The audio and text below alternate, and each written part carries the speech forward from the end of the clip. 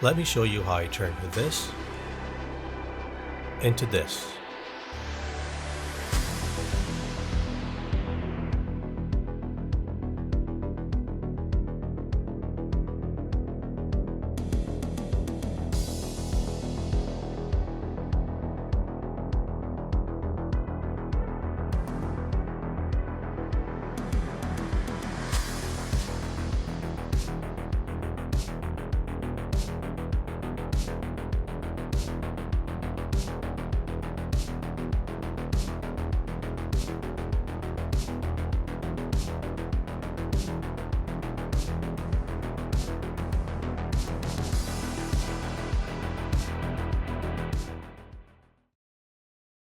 This is our cable management bin. This is how our cable management bin looks on most days. All of our charging cables are stored in here and we use them practically every day. And so, winding them up after using them and keeping the bin tidy only lasts for a day or two max.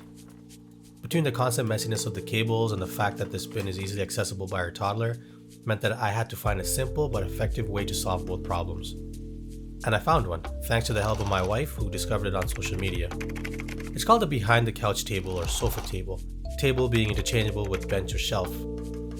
The construction of it is fairly easy and straightforward, comprising of 2 or more legs and a long wooden plank for the tabletop, and they're often fitted with power outlets, USB chargers, and even cup holders. So, after watching a few DIY videos on YouTube, I felt confident that I could build one myself with features that would solve my cable management bin dilemma. After taking some measurements, I drew up a sketch for a sofa table that will be 108 3/4 inches long, 6 inches wide, and 26.5 inches tall. I wanted the table to have a low profile, the height being just enough to sit below the back of the couch, and the width just enough to accommodate the largest feature I was going to install. Speaking of features, I planned on having 2 rubber grommets on either end of the sofa table to feed a few frequently used cables through. When not in use, they can be pushed back through the grommet and have just the end sticking out. A power strip would provide extra connections with a few outlets and USB ports in case the existing wires were being used. But what if someone with an iPhone comes over and they need to charge their phone? I solved that problem too by adding a wireless charger. In order to create some ambient lighting, I planned on installing an LED strip in a diffuse channel system. This channel will be V-shaped, allowing the LED strip to be angled more towards the wall as opposed to facing upwards. It would also be synced with Alexa for voice control. Lastly, a feature that I haven't seen in other builds but I thought would be useful in my case is a hinge on one end. This will allow me to access the space underneath the sofa table and use it for storage without moving the couch. It'll also give me access to the cables in case I need to add or remove any. With a plan in hand, I headed over to Home Depot to procure the building materials. For the tabletop, I went with the 1x6x10 knotty pine board. I'm not sure if it's just the Home Depot near me, but finding a straight piece of wood lately has been very hard. After going through most of them, I found one that was decent. For the legs, I went with the 2x6x92 5/8 stud lumber. I also picked up some wood screws, cup hooks for cable management, and a 2-pack of 2.5-inch hinges. The rest of the stuff I needed for the project, I picked up on Amazon, including a pack of 3/4-inch rubber grommets, a 10-watt wireless charger,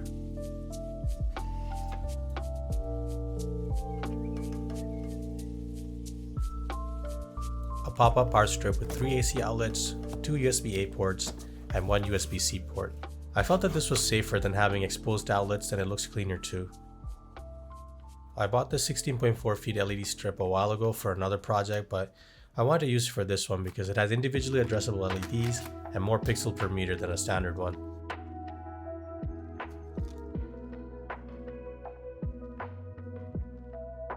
This is a 3.3 feet aluminum LED channel in a V shape. As I said earlier, it'll help angle the LEDs more towards the wall. This is a hole saw for my power drill to make a hole for the pop-up charger. I got this vinyl a while ago when I had an all-white desk setup. I didn't get a chance to use it then, so I'm going to use it now to wrap the sofa table. I picked up a couple of extension cables at the dollar store for cable management. And I forgot to mention earlier, I grabbed this set of countersink bits at Home Depot as well. With all of the materials procured, it was time to build the sofa table.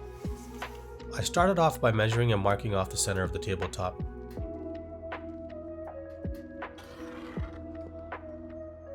I created a template of where the screws will go relative to the top of the legs and marked them at the center and near end of the tabletop.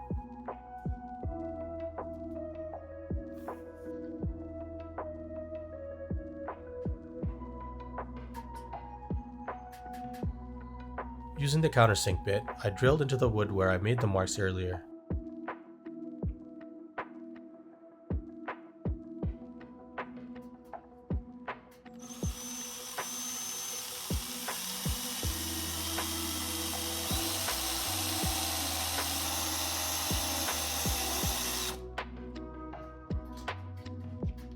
It took me a couple of tries to get the diameter and depth right.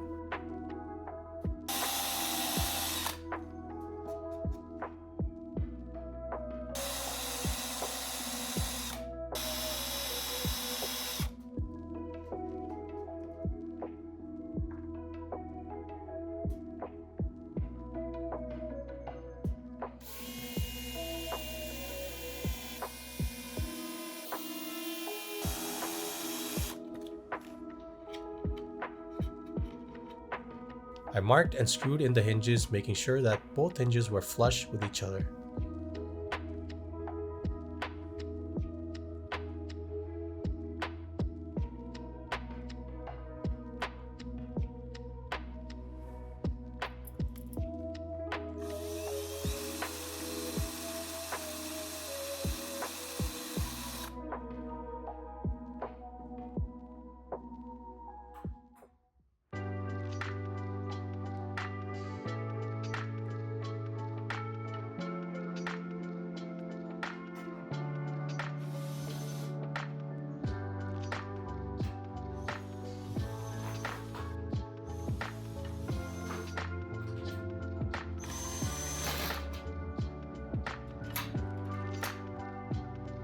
We have some big baseboards, measuring about 6 inches tall and 1 inch deep. In order to have the sofa table sit flush with the wall, I cut out a section of this dimension out of the legs.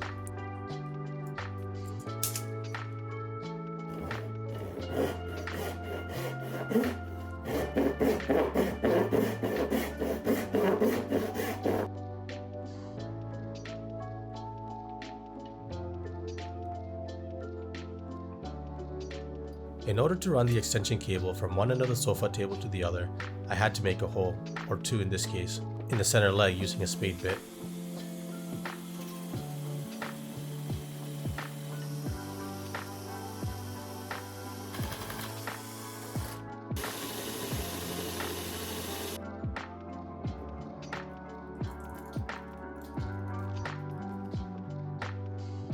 I marked and drilled pilot holes for the other side of the hinge that would be secured to the leg.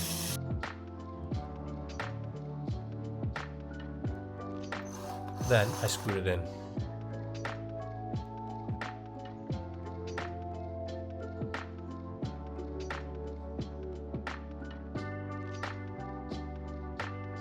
Yep, the hinge works as it should. I drilled more pilot holes and secured the middle and near end leg onto the tabletop.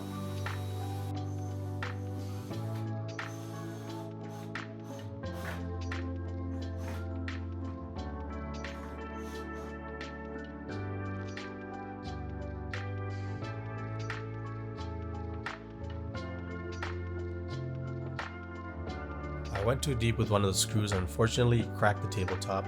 Amateur move on my part. I used wood filler to fill all of the screw holes as well as the crack.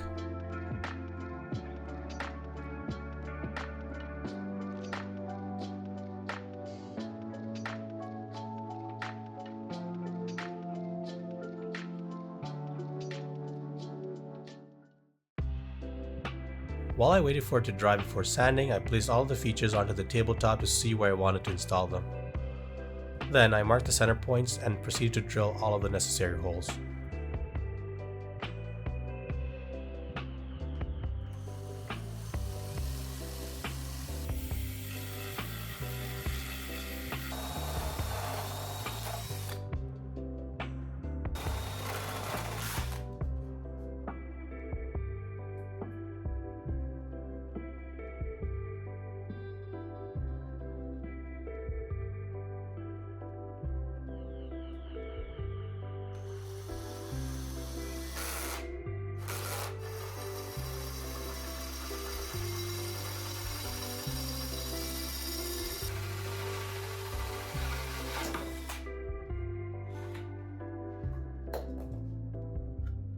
The wireless charger mount has tape on either side which allows for easy installation under the tabletop.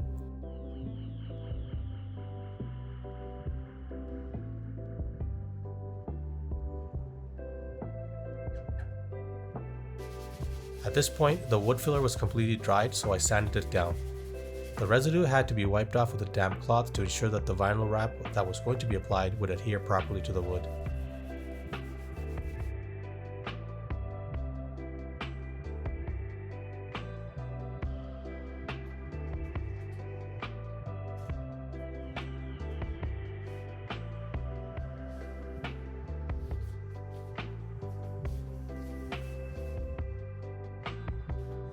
Applying vinyl is always tricky for me.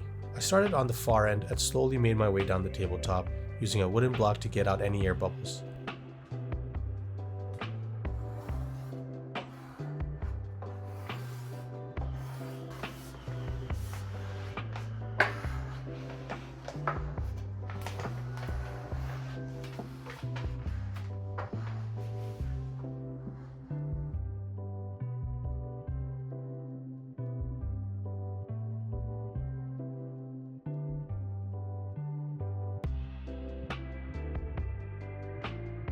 I continued applying the vinyl down the leg on the near end side since it would be visible.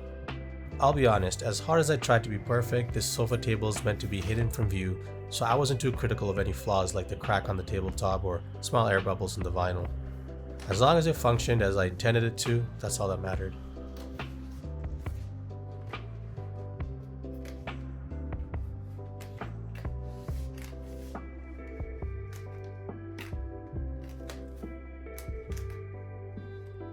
The holes for the grommets and power bar were covered by the vinyl, so I took a pair of scissors and cut them out. I pushed the grommets through and made sure they were nice and snug.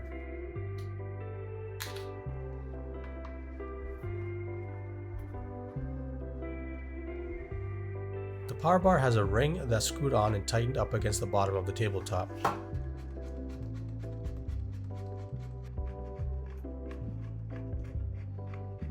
Next, I slid in the wireless charger into the mount. Now it was time to move on to installing the LED strip. I laid down the aluminum LED channels end to end and snipped off the excess. Using double-sided tape, I secured it to the tabletop.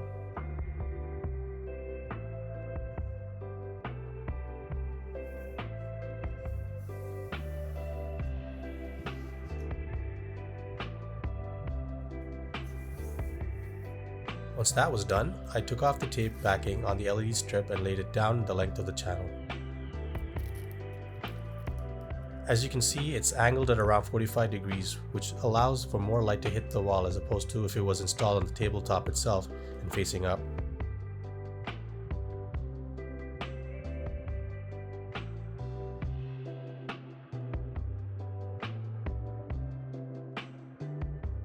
With the LEDs installed, I snapped on the diffusers.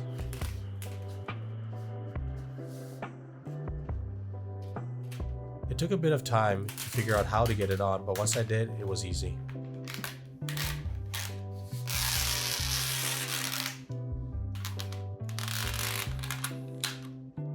This is what it looked like once I installed the features and did some basic cable management, running an extension cord from the power bar on the far end to the grommet on the near end, and using the cup hooks to hold the cables up.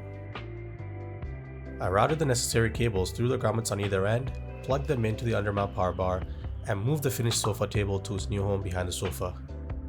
Once I plugged in the power, I used the provided LED disc to locate the most optimal wireless charging spot and install the sticker over top of it.